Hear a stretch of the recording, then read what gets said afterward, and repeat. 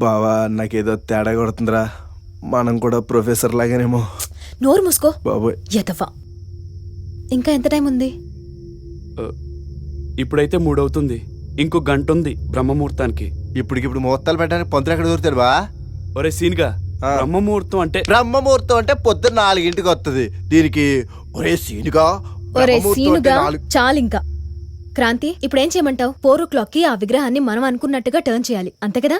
You are right. ఇప్పుడు మనం position check చేసుకుందాం.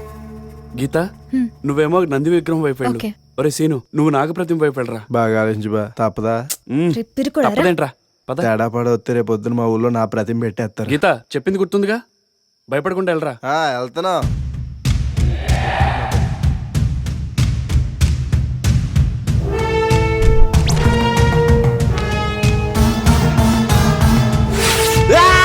బావు బావు బావు రే నీ అంకవ క్రాంతి. అరే సీను, ఆ, కరెక్ట్ గా నేను చెప్పినప్పుడే తిప్పాలి, ఓకేనా? అలాగే.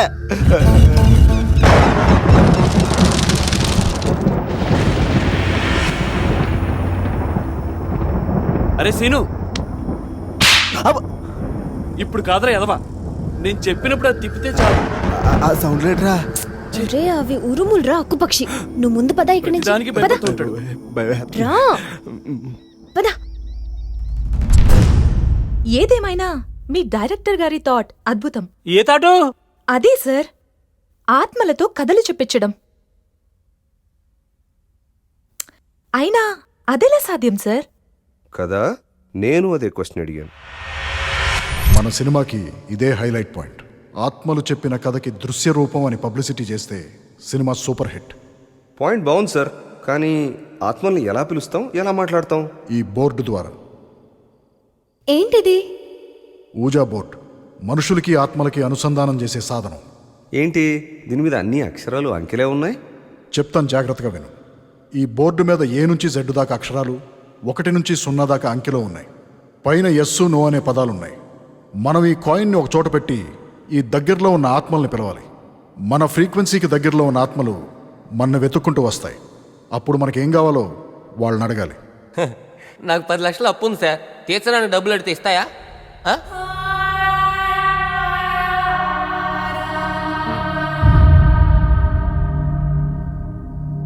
ఈ గేమ్కి కొన్ని రూల్స్ ఉంటాయి.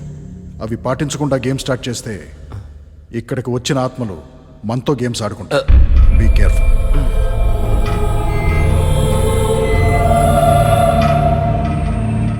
మనందరం కలిసి మన చూపుడు వేలు ఈ కాయిన్ మీద పెట్టి ఆత్మను పిలవాలి.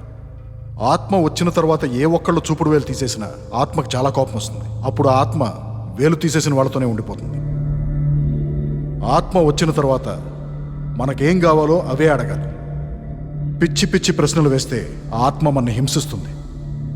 Last and most important thing, ఆత్మ వెళ్ళిపోయేటప్పుడు ఆత్మకి చాలా మర్యాదగా గుడ్ బై చెప్పి మరీ పంపించాలి. తను మనకి గుడ్ బై చెప్పేదాకా ఆగాలి. అర్థమైందా?